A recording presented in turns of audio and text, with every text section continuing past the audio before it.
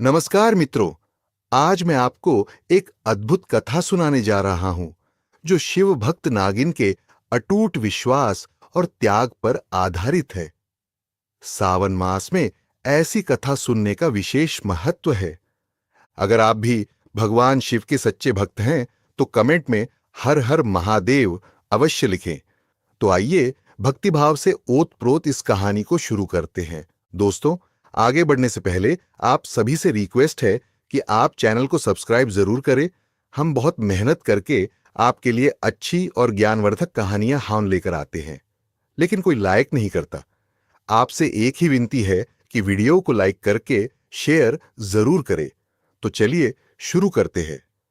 दोस्तों, प्राचीन काल की बात है। एक घने और सुनसान जंगल के बीचों बीच कृकवंध नाम का एक शिकारी अपनी पत्नी दाइनी के साथ रहता था। कृकवंध भले ही जंगल में रहता था, लेकिन वह निर्धन नहीं था। उसने अपने शिकारी जीवन में न जाने कितने निर्दोष जानवरों का शिकार किया और आसपास के इलाकों में लूटपाट करके बहुत सा सोना धन इकट्ठा कर रखा था। धन संपत्ति की उसे कोई कमी नहीं थी, लेकिन इसके बावजूद कृकवंत को मांसाहारी भोजन की इतनी आदत थी कि वह रोज शिकार पर जाता और निर्दोष पशुओं को मारकर उनका मांस घर लाता था। वह इतना लालची और कठोर हृदय का था कि उसके दरवाजे पर कोई भूखा दरिद्र भिक्षा मांगने आ जाता तो वह खाली हाथ लौटा देता। कृकवंध ने अपने जीवन में कभी परोपकार या दया का कोई काम नहीं किया था। वह कंजूस भी इतना था कि किसी जरूरतमंद को एक पैसा तक नहीं देता था। उधर कृकवंध की पत्नी दाइनी स्वभाव से अपने नाम के अनुरूप दयालु थी। धन वैभव होते हुए भी उनके आंगन में कोई संतान नहीं थी। संतानहीन होने का दुख दाइनी के हृदय को अंदर ही अंदर खाए जा रहा था। कई बार वह अपने पति से कहती, स्वामी, हमारे पास इतना धन है कि हम किसी नगर में जाकर आराम से नया जीवन शुरू कर सकते हैं। आपको अब रोज शिकार करने की आवश्यकता नहीं। लेकिन इस धन का करेंगे भी क्या? हमारा तो कोई वारिस भी नहीं जो इन सबका सुख उठा सके। इस पर कृकवंध कड़वाहट से हंसकर कहता, प्रिय, इसमें मेरा क्या दोष? हमारे भाग्य में संतान सुख लिखा ही नहीं है, तो मैं क्या करूं? जब तक जिएंगे धन का उपभोग कर लेंगे। मरने के बाद जिसकी किस्मत होगी वो इसे भोग लेगा। पति पत्नी अक्सर इस प्रकार बात करते और संतान के अभाव से उपजी निराशा में डूब जाते। इस दंपति के घर के पास ही एक पुराना सांप का घर था। उस बिल में भुजंग नाम का एक नाग और उसकी पत्नी विशलता नाम की नागिन रहते थे। नाग नागिन का यह जोड़ा लंबे समय से वहां था और विशलता ने उसी बिल को अपना घर बना लिया था। उनके 7-8 छोटे छोटे बच्चे भी थे, जिनके साथ वे वहीं सुखपूर्वक जीवन बिता रहे थे।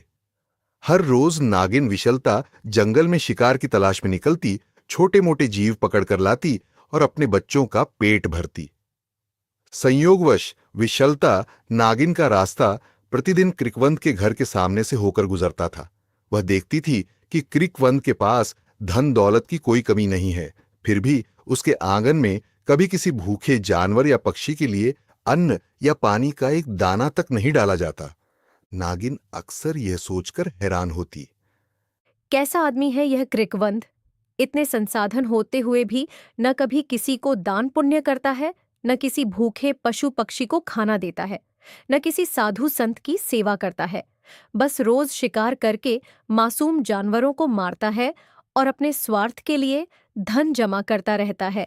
कितना कठोर हृदय और कंजूस है यह इंसान। एक भोर का समय था। रोज की तरह नागिन विशलता अपने बिल से बाहर निकली तो देखा कृकवंध और दाइनी आंगन में बैठे आपस में बातचीत कर रहे थे। विशलता आदतन पास के झाड़ में चुपचाप बैठ गई और उनकी बातें सुनने लगी। दाइनी दुखी मन से अपने पति से कह रही थी, हे स्वामी, हमारे पास सब कुछ है, बस एक पुत्र ही नहीं है। इस धन को जुटाकर भी क्या लाभ? एक मां के लिए मां बनने से बढ़कर कोई सुख नहीं। मैं स्वयं को अधूरी महसूस करती हूं। दाइनी के स्वर में वेदना थी। कृकवंध ने उसे समझाते हुए कहा, प्रिय, जो हमारे नसीब में नहीं उसे पाने का प्रयास व्यर्थ है। पुत्र की इच्छा मेरे भी मन में है, पर भाग्य में यदि संतान नहीं लिखी तो हम कुछ नहीं कर सकते। दोनों की आंखें नम थीं। नागिन विशलता पास ही छिपकर उनकी सारी बातें सुन रही थी। दायनी की पीड़ा और कोमल भावनाएं सुनकर विशलता के हृदय में भी दया उमड़ आई। उसे दायनी पर बड़ा तरस आया। विशलता ने सोचा, ये दायनी कितनी भली स्त्री है। इसकी गोद सुनी है, संतान के लिए इसका हृदय तरस रहा है। मैं इसके दर्द को महसूस कर सकती हूँ। एक औरत अपने मां न बन पाने के दुख को किसी को बता नहीं पाती, पर मैं उसका दर्द समझ रही हूँ। क्यों ना मैं इसकी मदद करूं? उस दिन शिकार को जाते समय विशलता का मन भारी था। वह तरह तरह के विचारों में उलझी रही। धीरे धीरे नागिन विशलता की यह रोजमर्रा की आदत हो गई कि वह सुबह होते ही क्रिकवंध के आंगन के पास जाकर छिप जाती और पति पत्नी की बातें सुना करती। दायनी अपनी ममता भरी व्यथा कभी अपने पति से तो कभी मन ही मन भगवान से कहती। विशलता यह सब सुनकर चिंतित रहने लगी। उसे दायनी की हालत पर सचमुच दुख होता था। दायनी दिल की बुरी नहीं थी, वास्तव में वह बहुत दयालु थी। उसे उस नागिन से अपनापन सा हो गया था जो उनके आंगन के पास वाले बिल में रहती थी। दायनी ने कभी नाग नागिन को नुकसान नहीं पहुंचाया, उलटे उनका अस्तित्व स्वीकारते हुए प्रेम से पेश आती थी। वह प्रतिदिन नागिन विशलता के बिल के पास एक कटोरी में दूध रख दिया करती और मन ही मन उस नाग को देवता स्वरूप मानकर प्रणाम किया करती थी। दायनी को उम्मीद रहती कि जंगल की वह नागदेवी प्रसन्न होकर उनकी रक्षा करेगी। एक दिन नागपंचमी का त्योहार आया। नागपंचमी के दिन हिंदू धर्म में सर्पों की पूजा की जाती है। दायनी उस सुबह स्नान करके आई और उन्होंने विशलता नागिन के बिल के पास पूजा की थाली रखी। थाली में फूल, अक्षत, चंदन और दूध से भरा एक कटोरा था। दायनी हाथ जोड़कर श्रद्धा से बोली, हे नाग माता, मैं तुम्हें रोज दूध अर्पित करती हूँ। कृपा करके मेरी कोख भर दो, मुझे एक पुत्र का सुख मिल जाए। दायनी की आंखों में आंसू थे और हृदय से निकली इस प्रार्थना में गहरी व्यथा थी। नाग पंचमी के शुभ दिन सर्प की पूजा और प्रार्थना दायनी ने सच्चे मन से की थी। दायनी की पुकार नागिन विशलता और उसके पति भुजंग नाग ने भी सुन ली। दूर झाड़ियों में छिपकर विशलता यह सब देख रही थी। दायनी ने जिस कटोरी में दूध रखा था, विशलता ने धीरे से पास आकर उसमें से दूध पिया और मन ही मन दायनी को आशीष दी। उस दिन विशलता ने निश्चय कर लिया कि वह दायनी की मनोकामना पूर्ण करवाएगी। उस शाम नागिन विशलता अपने पति भुजंग के पास पहुंची और चिंतित स्वर में बोली, स्वामी, मैं सोच रही हूँ कि हम इस दायनी की कुछ सहायता करें। वह बेचारी रोज मुझे दूध पिलाती है और मुझ पर इतना स्नेह रखती है, फिर भी उसकी गोद खाली है। एक नारी का जीवन माँ बनने के बाद ही पूर्ण होता है। भुजंग नाग ने लंबी सांस लेते हुए कहा, प्रिय विशलता, तुम ठीक कहती हो। दायनी सचमुच भोली और दयालु स्त्री है, पर हम उसकी कैसे मदद करें? किसी के भाग्य को बदलना हमारे बस में नहीं। हम तो साधारण नाग हैं। हम किसी को पुत्र दे सकें, ऐसी शक्ति हमारे पास कहाँ? विशलता बोली। हाँ, यह तो मैं जानती हूँ कि हम स्वयं उसे संतान नहीं दे सकते, लेकिन भगवान शंकर में तो असीम शक्ति है। वे तो मृत को भी जीवित कर सकते हैं, तो एक निः संतान को संतान सुख देना भी उनके लिए कठिन नहीं। क्यों न मैं स्वयं कैलाश पर्वत पर जाऊं और महादेव से इस स्त्री के लिए पुत्र की भीख मांगूं? भुजंग यह सुनकर घबरा गया। वह बोला, प्रिय, कैलाश पर्वत तक जाना इतना आसान नहीं है। मार्ग दुर्गम है और खतरों से भरा है। तुम अकेली नागिन रेंगते रेंगते वहां तक पहुंचना चाहोगी तो न जाने कितना समय लगेगा। रास्ते में शिकारी पक्षी तुम्हारे लिए जानलेवा साबित हो सकते हैं। विशलता को मानो कोई भय ही नहीं था। उसने उत्तर दिया, स्वामी, आपकी चिंता उचित है, पर मैंने पहले ही इंतजाम कर लिया है। मैं गरुड़ देव से निवेदन करूंगी कि वे मुझे कैलाश तक पहुंचा दें। वे मेरे भ्राता समान हैं और महादेव के भक्त भी हैं। मेरी बात अवश्य मानेंगे। भुजंग जानते थे कि विशलता निर्णय ले चुकी है, अतः उन्होंने उसे आशीर्वाद दिया और सावधान रहने को कहा। विशलता ने अपने बच्चों को प्यार से विदा करते हुए समझाया, बच्चों, मैं कुछ दिनों के लिए बाहर जा रही हूँ। तुम सब अपना ख्याल रखना। पिताजी जो कहें मानना और समय पर भोजन करना। उस रात चंद्रमा की हल्की रोशनी जंगल पर पड़ रही थी जब विशलता अपने बिल से बाहर निकली। सामने विशाल अंधकारमय जंगल फैला हुआ था, जिसके पार कहीं बहुत दूर हिमालय की पर्वतमालाएं थीं, जहां कैलाश पर्वत स्थित था। विशलता ने भोलेनाथ का स्मरण किया और यात्रा शुरू की। छोटी सी नागिन विशलता रेंगते रेंगते घने जंगल से निकलकर खुले मैदानों की ओर बढ़ चली। वह भूखी प्यासी ही थी, क्योंकि उस दिन भावुक दायनी की प्रार्थना सुनकर उसका मन भोजन करने का रहा ही नहीं था। उसने व्रत सा रख लिया था और प्रण किया कि काम पूरा होने के बाद ही अन्न जल ग्रहण करेगी। कुछ दूर जाने पर विशलता को एक ऊंचा वृक्ष दिखाई दिया, जिस पर गरुड़ देव बैठे थे। गरुड़ श्री विष्णु के वाहन विशाल पक्षी रूप में आकाश से नीचे उतरे हुए थे। विशलता ने साहस कर उन्हें पुकारा, हे भ्राता गरुड़, क्या आप मेरी मदद करेंगे? मुझे कैलाश पर्वत तक जाना है। महादेव के पास अति आवश्यक कार्य से जा रही हूँ। महादेव का नाम सुनते ही गरुड़ देव चौकन्ने हुए। वे नागों के शत्रु माने जाते हैं, पर इस स्थिति में उन्होंने बैर भाव भुलाकर पूछा, हे नागिन, तुम महादेव के पास क्यों जाना चाहती हो?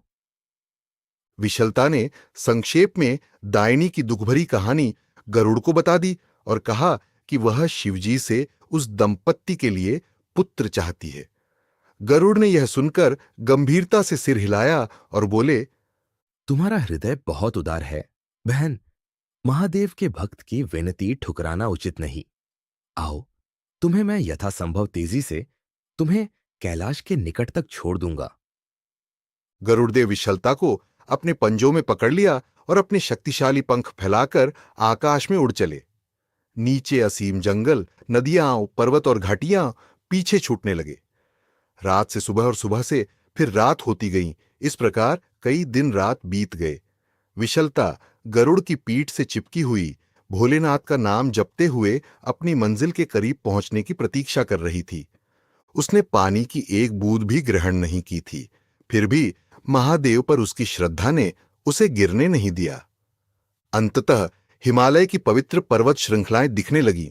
बर्फ से ढकी चोटियों के मध्य सबसे विशाल और दिव्य कैलाश पर्वत अपने पूर्ण गौरव के साथ खड़ा था। गरुड़देव कैलाश के पास एक घाटी में उतरे और विशलता से बोले, बहन, देखो सामने कैलाश पर्वत है। अब यहां से आगे मैं नहीं जा सकता। आगे भगवान शिव का पवित्र क्षेत्र आरंभ हो जाता है। अभी श्रावण मास चल रहा है और हाल में मैंने मांस भक्षण किया था। अगर मैं पवित्र क्षेत्र में प्रवेश करूंगा तो अपनी अशुद्धि के कारण भस्म हो जाऊंगा। इसलिए अब तुम स्वयं ही आगे जाओ। इसके बाद जब भी मेरी सहायता लगे, मेरा आवाहन करना, मैं सहायता के लिए चला आऊंगा। विशलता गरुड़ की वात्सल्य भरी चिंता समझ गई। वह उनसे नीचे उतरी और हाथ जोड़कर बोली, भैया गरुड़, आपने यहाँ तक मेरी सहायता की, इसके लिए कोटि कोटि धन्यवाद। आप धन्य हैं। गरुड़ ने आशीर्वाद दिया और उड़कर वापस अपने मार्ग चले गए। अब विशलता अकेली रह गई थी। सामने आकाश छूता कैलाश पर्वत था, जिसकी छोटी बादलों को चूम रही थी। विशलता ने हिम्मत बांधी और पत्थरों व बर्फीली धरती पर रेंगती हुई ऊपर चढ़ने लगी। ऊंचाई बढ़ने के साथ हवा पतली और ठंडी होती जा रही थी। तेज बर्फीली हवाएं चल रही थीं, लेकिन विशलता के मन में महादेव से मिलने की दृढ़ इच्छा उसे आगे बढ़ाती रही। कई बार वह तीव्र ठंड और थकान से कांप उठती, किंतु हर बार भोलेनाथ का स्मरण कर खुद को संभालती। इस कठिन यात्रा में विशलता के शरीर से खून की बूंदें भी निकल आईं, क्योंकि नुकीले पत्थरों पर रेंगने से उसे चोटें लग रही थीं। फिर भी उसने हार नहीं मानी और एक एक कदम बढ़ाती गई। कैलाश पर्वत के शिखर के निकट, जहां वातावरण अत्यंत शीतल, शांत और आध्यात्मिक था, विशलता आखिरकार पहुंच ही गई। उसने देखा कि वहां चारों ओर अद्भुत शांति है। हिमालय की चोटियों पर सूर्योदय की सुनहरी आभा फैली हुई है। थोड़ी ही दूर पर माता पार्वती कमल के आसन पर ध्यान मग्न बैठी थीं और समीप ही भगवान शंकर गहन समाधि में लीन थे। उनके चारों ओर नंदी, भृंगी आदिगण तपस्यारत थे। विशलता ने पहली बार दिव्य देवी देवताओं के साक्षात दर्शन किए। पार्वती जी के मुखमंडल से तेज प्रकाश निकल रहा था और उनके सौम्य स्वरूप को देखकर विशलता की आंखें श्रद्धा से छल छला उठीं। विशलता थकी तो बेहद थी, फिर भी वह खुद को घसीटते हुए माता पार्वती के चरणों तक पहुंची। जैसे ही पार्वती की दृष्टि उस नागिन पर पड़ी, उनका वात्सल्य उमड़ पड़ा। मां पार्वती ने कोमल स्वर में पूछा, हे पुत्री, तुम कौन हो? इतनी व्याकुल और कष्ट में दिख रही हो। तुम इतनी दूर तक कैसे पहुंची? क्या समस्या है तुम्हें? पार्वती के मधुर वचनों को सुनते ही विशलता का आत्मविश्वास लौट आया। उसे लगा मानो एक स्नेहमयी मां उससे बात कर रही है। विशलता ने गदगद होते हुए उत्तर दिया, माता, मैं दूर जंगल से आई एक नाग कन्या हूँ। मैं अपने लिए नहीं, किसी और के दुख के लिए व्याकुल हूँ। पार्वती ने आश्चर्य से पूछा, पुत्री, ऐसा कौन सा दुख है जो तुमको यहां तक खींच लाया? बेझिझक बताओ। यह सुनते ही विशलता के आंसू बह निकले। वह बोली, माँ, जिस जंगल में मैं रहती हूँ, वहाँ कृकवंध नामक एक शिकारी और उसकी पत्नी दाइनी रहते हैं। उस बेचारी स्त्री की कोई संतान नहीं है। वह अत्यंत भली है, रोज मुझे दूध पिलाती है, जीव जंतुओं से प्रेम करती है। पर ईश्वर ने उसकी कोख सूनी रखी है। मैं उससे बहुत लगाव रखती हूँ। आप कृपा करके उसे एक पुत्र प्रदान कर दीजिए माँ, वरना वह दुख से मर जाएगी। इतना कहकर विशलता फफक फफक कर रो पड़ी। वह कई दिन की भूखी प्यासी और यात्रा की मार से कमजोर तो थी ही, भावनाओं के ज्वार ने उसे और निढाल कर दिया। उसने अपने भीतर समाये समस्त दुख को आंसुओं में बह जाने दिया और फिर थकान के कारण अर्धचेतन सी होकर भूमि पर गिर पड़ी। माता पार्वती को इस नाग कन्या पर बड़ी दया आई। उन्होंने तुरंत पास रखे कमंडल से उसके मुंह में थोड़ा दूध डाला और बोले, हे पुत्री, धैर्य रखो। महादेव अभी ध्यान से उठते ही होंगे, फिर हम उनसे अवश्य बात करेंगे।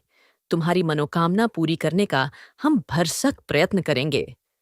थोड़ी देर बाद भगवान शिव ने अपनी समाधि समाप्त की और नेत्र खोले। भोलेनाथ ध्यान स्थिर थे, पर पार्वती को आया देख मुस्कुराए। माता पार्वती ने दाइनी और कृकवंध की पूरी स्थिति शिवजी को बताई और निवेदन किया।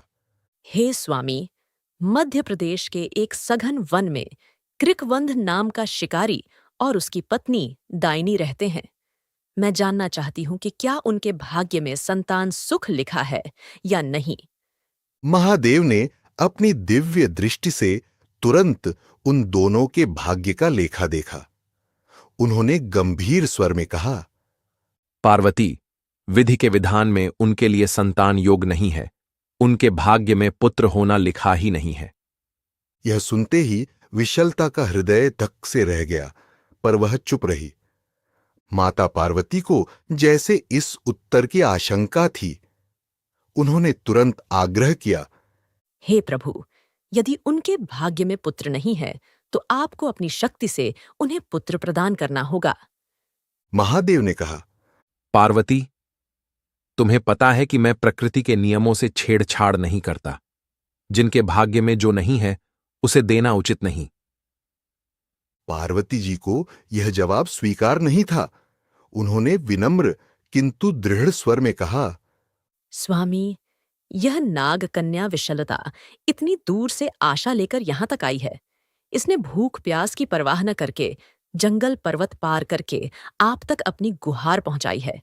यदि हम इसकी प्रार्थना नहीं सुनेंगे तो इसका हृदय टूट जाएगा। यह विश्वास लेकर आई है कि भोलेनाथ सबकी बिगड़ी बना देते हैं। इसे निराश लौटाना ठीक नहीं होगा।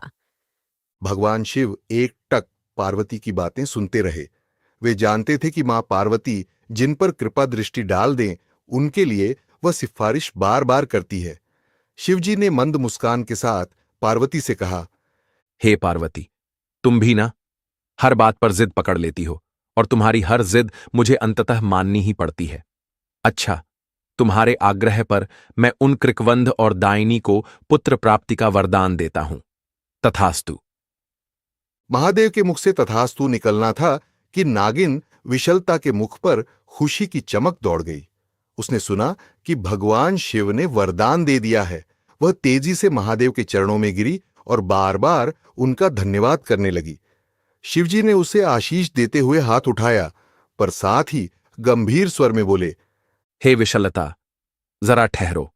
मैं यह वरदान जरूर दे रहा हूं, किंतु तुम्हें उन दंपति को समझाना होगा कि वे अपना जीवन सुधारें। विशलता ने चकित होकर पूछा। प्रभु, आपका क्या अर्थ है? महादेव ने समझाया, कृकवंध जो शिकारी है वह अकारण निर्दोष प्राणियों की हत्या करता है, पाप कर्म में लिप्त है। दोनों पति पत्नी न तो कोई दान पुण्य करते हैं न भक्ति पूजा। यदि इन्हीं पाप प्रवृत्तियों के चलते उन्हें पुत्र हुआ तो उस बच्चे की आयु बहुत कम होगी। उसके जन्म के बाद भी उनके पापों का फल उसे भुगतना पड़ेगा और वह अल्पायु में मृत्यु को प्राप्त होगा। इसलिए उन्हें अपने नास्तिक और अधार्मिक आचरण को त्यागना होगा। कृकवंध को मासूम जीवों का शिकार तुरंत बंद करना होगा। उन्हें परोपकार, दया और भक्ति का मार्ग अपनाना होगा। तभी उनका कल्याण होगा और उनके पुत्र की आयु लंबी हो पाएगी। विशलता ने शीश झुकाकर विनम्रता से कहा, हे प्रभु, मैं अपनी ओर से पूरी कोशिश करूंगी कि वे लोग सुधर जाएं, जीव हत्या छोड़ दें और धर्म कर्म करने लगें। मैं उन्हें समझाऊंगी, बस एक बार उन्हें पुत्र सुख मिल जाए। भोलेनाथ विशलता की निस्वार्थ भावना से अति प्रसन्न हुए। उन्होंने उदार स्वर में कहा, तुम्हारी भक्ति और सेवा भावना को नमन। तुम्हारी इच्छा पूर्ण होगी। मैं अपने त्रिनेत्र के अश्रु से तुम्हारी मनोकामना पूरी करता हूं। जाओ, उन दंपति को शीघ्र ही पुत्र रत्न की प्राप्ति होगी।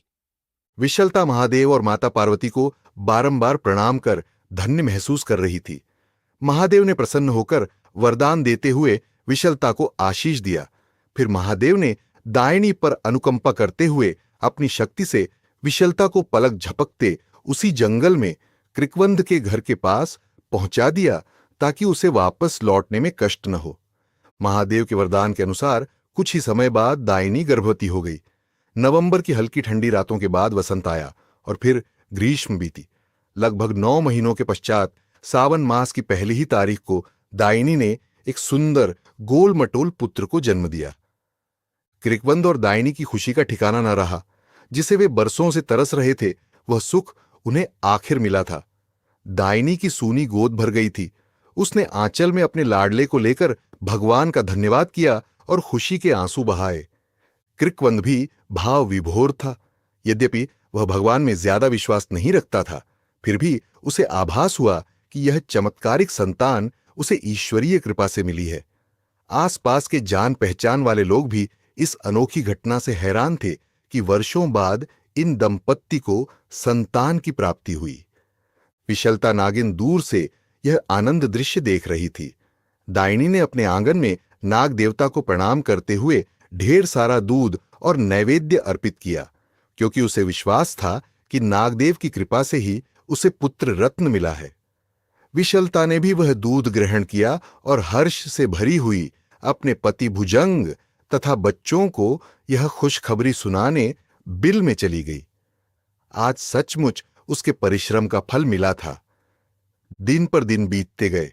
कृकवंध और दायनी के जीवन में जैसे बहार आ गई थी। अब उनका सारा ध्यान अपने बालक पर केंद्रित था।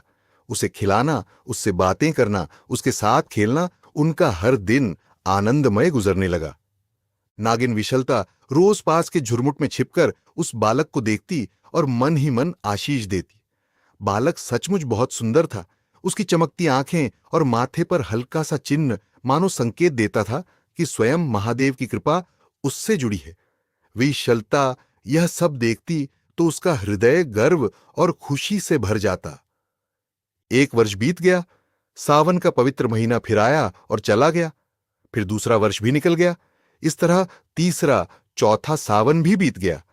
अब उस बालक की उम्र लगभग 4 वर्ष हो चुकी थी और 5वां सावन आने वाला था। 4 वर्ष का होते होते वह बालक बहुत चंचल और प्यारा हो गया था। दायनी उसे प्यार से गोद में लिए घूमती और कृकवंध भी शिकार से लौटने के बाद उससे खेलता। नागिन विशलता दूर से यह देखती तो प्रसन्न होती, किंतु एक चीज ने उसे उदास कर दिया। इतना समय बीत जाने पर भी कृकवंध और दायनी में कोई परिवर्तन नहीं आया था। शुरू के कुछ महीनों तक दायनी ने संकल्प किया था कि वह ईश्वर को धन्यवाद देने मंदिर जाएगी, दान पुण्य करेगी, लेकिन शिशु के लालन पालन में व्यस्तता के कारण वह सब पीछे छूट गया। क्रिकवंद तो पहले जैसा नास्तिक और कठोर था ही, बेटे के होने के बाद भी उसमें कोई सुधार नहीं आया था। वह अब भी प्रतिदिन शिकार खेलने जाता और निर्दोष जीवों का रक्त बहाता। वह पहले से भी अधिक गर्वीला और अहंकारी हो गया था। उसे लगता, देखा, मेरे भाग्य में संतान नहीं थी, फिर भी मेरी ताकत और पुरुषार्थ से मुझे पुत्र मिल गया।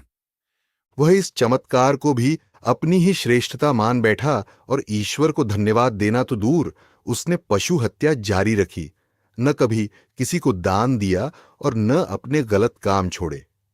विशलता यह देख देखकर अंदर से कांप उठती थी। उसे याद था कि भोलेनाथ ने स्पष्ट चेतावनी दी थी, यदि वे अपनी दुष्प्रवृत्तियां नहीं छोड़ते तो उनके पुत्र की आयु बहुत कम होगी। अब जबकि 5वां सावन आने ही वाला था, विशलता को दिन रात यही चिंता सताने लगी कि कहीं उस मासूम बालक पर कोई अनर्थ न आ जाए। उसे रातों को नींद नहीं आती और दिन में भी वह बेचैन सी इधर उधर घूमती रहती। एक दिन वह वहीं झाड़ियों में छिपी थी जब उसने दायनी और क्रिकवंद की बातें सुनी।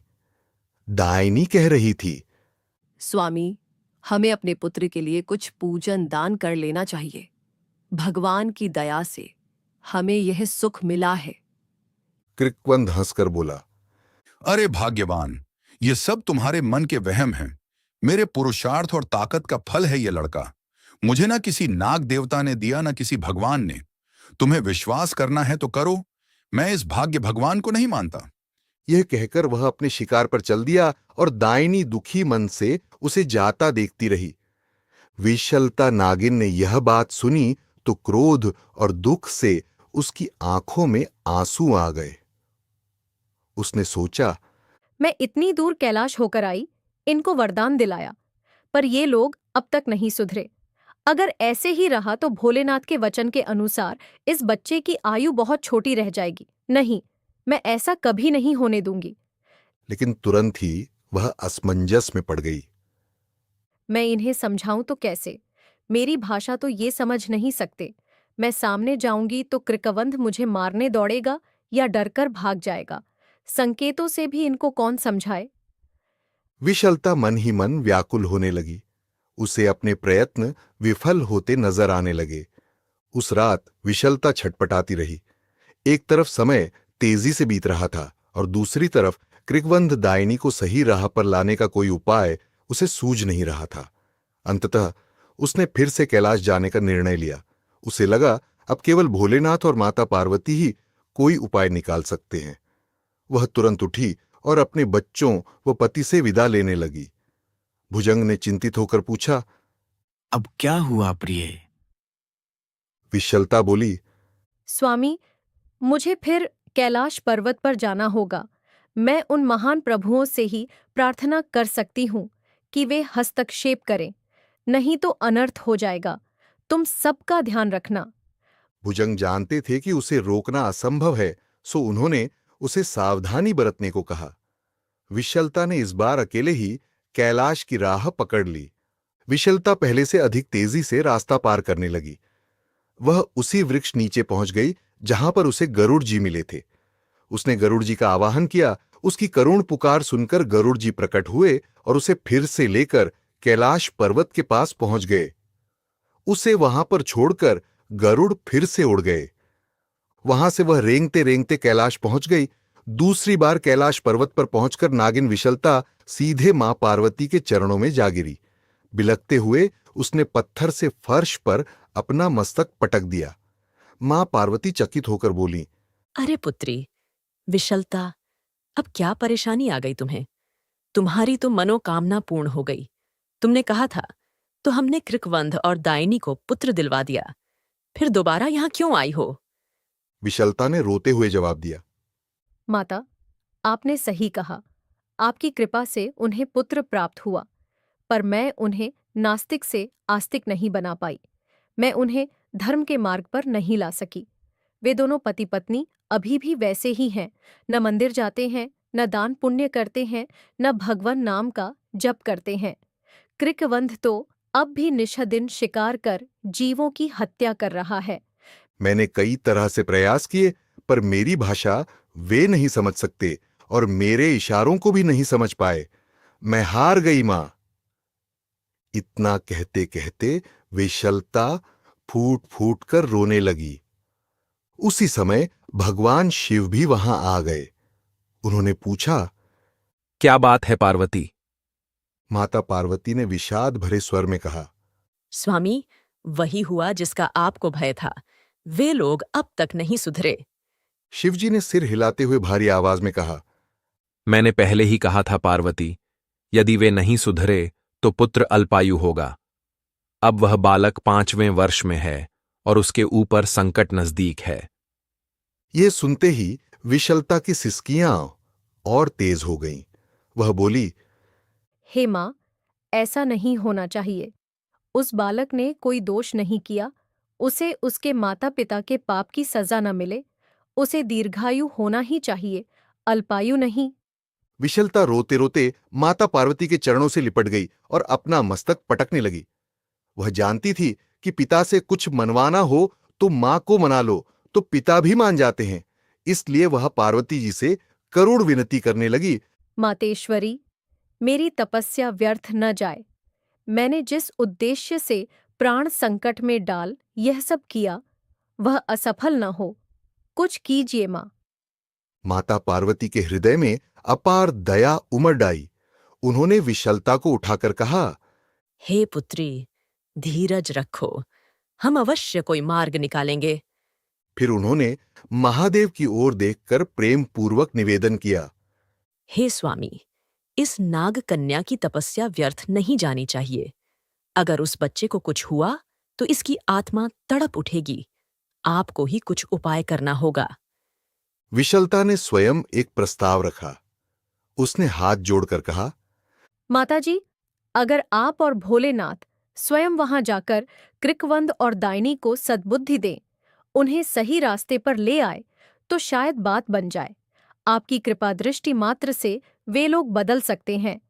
पार्वती जी ने महादेव की ओर प्रश्नवाचक दृष्टि से देखा। शिवजी ने मुस्कुराते हुए स्वीकृति में सिर हिला दिया और बोले। ठीक है, हम शीघ्र ही तुम्हारे बताए उन भक्तों के द्वार पर प्रकट होंगे।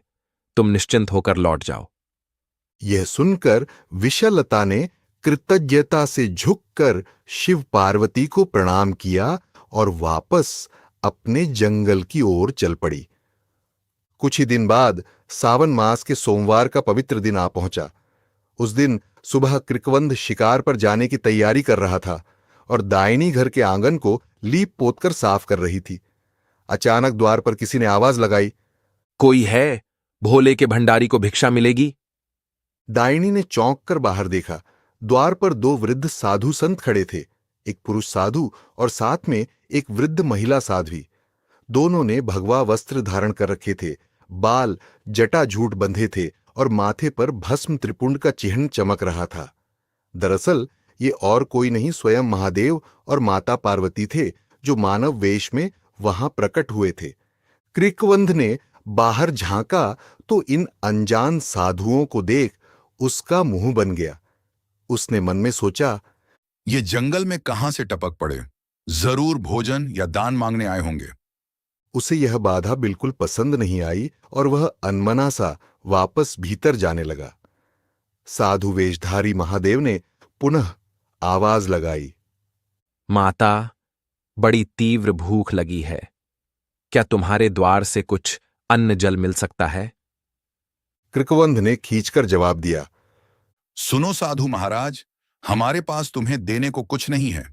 यह घोर जंगल है, यहां तुम्हें भिक्षा नहीं मिलेगी। पास के गांव में जाओ और वहां से मांग लो, हमारे सिर मत पड़ो।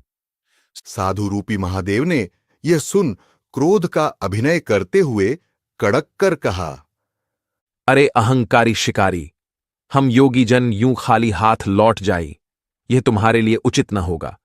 यदि तुमने हमें भोजन नहीं कराया तो हम शाप देंगे कि इसी क्षण तुम्हारा समस्त परिवार नष्ट हो जाए।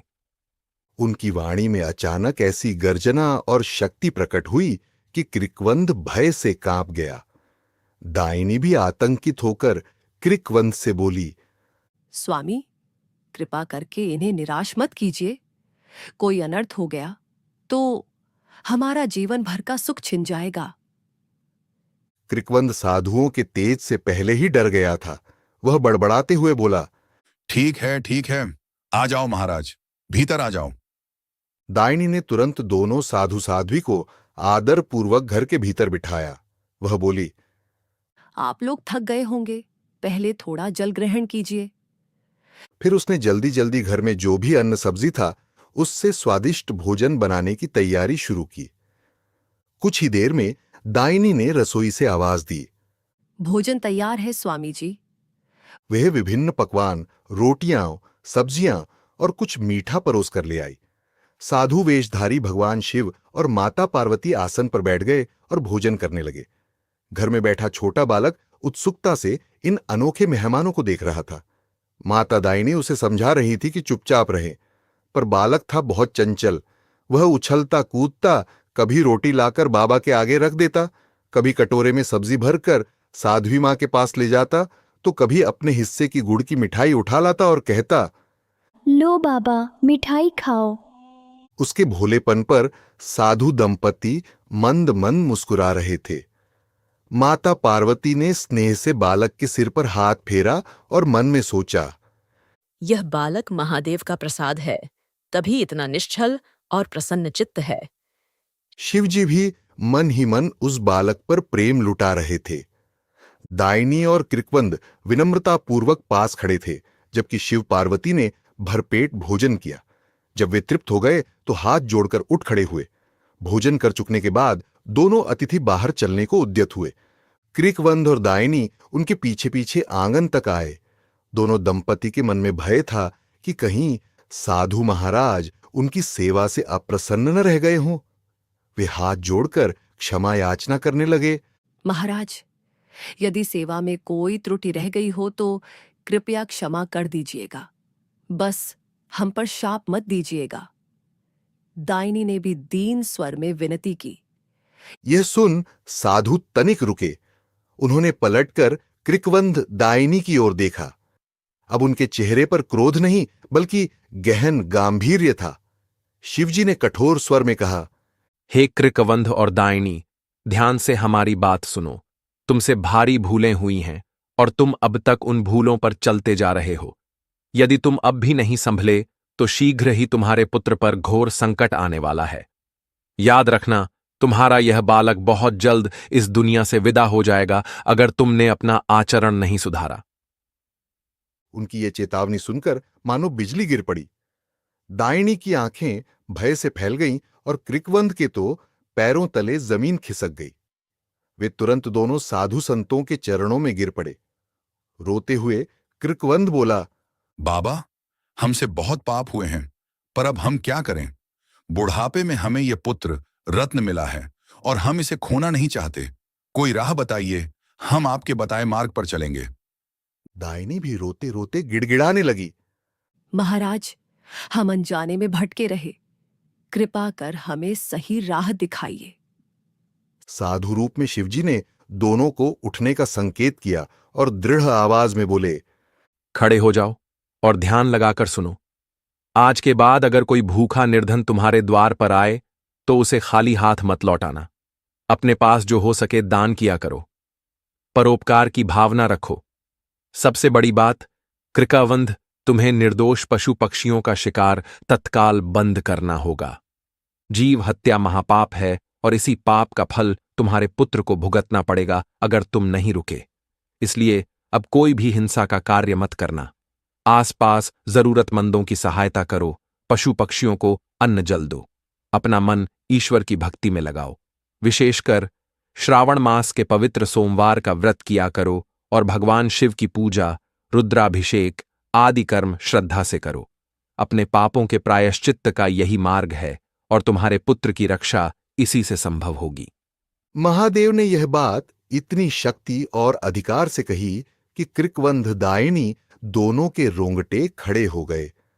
उन्होंने आदरपूर्वक सिर झुकाकर कहा, बाबा, हम शपथ लेते हैं कि आज से आपके हर उपदेश का पालन करेंगे। हम किसी भी जीव को कष्ट नहीं देंगे, दान पुण्य करेंगे और प्रति सोमवार व्रत रखेंगे।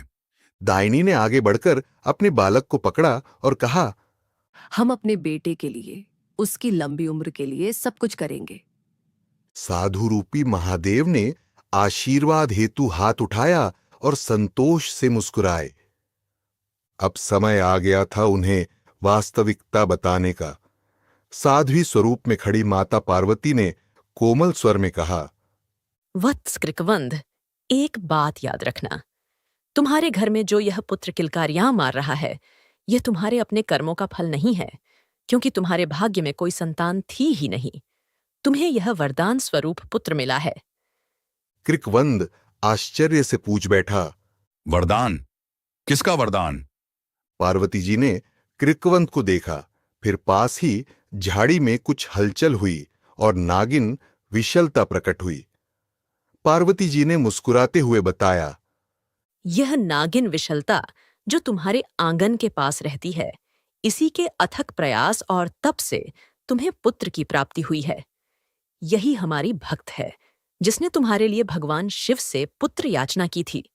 यह कैलाश पर्वत तक गई, तप किया और शिवजी पार्वती जी को प्रसन्न करके तुम्हारे भाग्य में पुत्र लिखवा लाई। इस नाग कन्या की विनती का फल है कि तुम्हारे आंगन में यह नन्हा राजकुमार खेल रहा है। यह सुनकर कृकवंद दाइनी का मुख आश्चर्य से खुला रह गया। उन्हें सहसा पिछली घटनाओं की कड़ियाओं मिलाने पर याद आया कि सचमुच नाग पंचमी पर दाइनी ने नाग देवता से पुत्र मांगा था और तभी से सब बदल गया। वे शर्म और कृतज्ञता से भर उठे। दाइनी ने आगे बढ़कर नागिन विशलता के सामने दंडवत प्रणाम किया और भाव विह्वल होकर बोली, हे बहन, तुम तो देवदूत निकली। तुम्हारे कारण ही मुझे मां बनने का सौभाग्य मिला। ये उपकार मैं जीवन भर नहीं भूलूंगी। कृकवंद को भी अपनी भूल का एहसास हो चुका था। उसने भी सिर झुकाकर नागिन को प्रणाम किया और बोला, मैं आपसे क्षमा मांगता हूं। मैं अज्ञानी रहा, न आपको पहचाना, न आपकी कृपा को। आपने निस्वार्थ भाव से हमारे लिए इतना बड़ा त्याग किया। अब से आप हमारी बहन और हितैषी हों। नागिन विशलता ने विनम्रता से दाइनी को नमन किया और मधुर आवाज में कहा, हे बहन दाइनी, मुझ में कोई गुण नहीं, मैं तो बस माध्यम थी। तुम्हारा दिल निर्मल है और तुमने भी तो रोज मेरे बच्चों के लिए दूध रखा, मुझे बहन जैसा ही स्नेह दिया। मैं तुम्हारी कृतज्ञ हूं। विशलता और दाइनी की इस बहनापे को देख माता पार्वती प्रसन्नता से मुस्कुराई। कृकवंद के मन से भी सारा पाप बोध मानो धुल गया। वह मन ही मन संकल्प ले रहा था कि आगे से ऐसा जीवन जिएगा जो नागिन विशलता की तपस्या को सार्थक करे। श्रावण मास का सोमवार का वह दिन सचमुच अद्भुत था। जैसे ही कृकवंद दाइनी ने सत्य को जाना, साधु साध्वी रूपी भगवान शिव और मां पार्वती ने सहसा अपना वेश परिवर्तित करना शुरू कर दिया। कृकवंद और दाइनी चकित होकर देखने लगे। साधु के रूप में खड़े महादेव सहसा दिव्य तेज से चमकने लगे। उनके जटाजूट से गंगा की धारा प्रकट होने लगी। गले में सर्पों की माला झिलमिला उठी। त्रिशूल और डमरू हाथों में प्रकट हो गए। माता पार्वती का स्वरूप भी दिव्य हो उठा। उनके माथे पर अर्धचंद्र और आभूषण प्रकाशमान थे और उनकी 4 भुजाएं प्रकट हो गईं। अगले ही पल भोलेनाथ और जगदम्बा अपने पूर्ण विग्रह में कृकवंद दाइनी के सामने स्थित थे।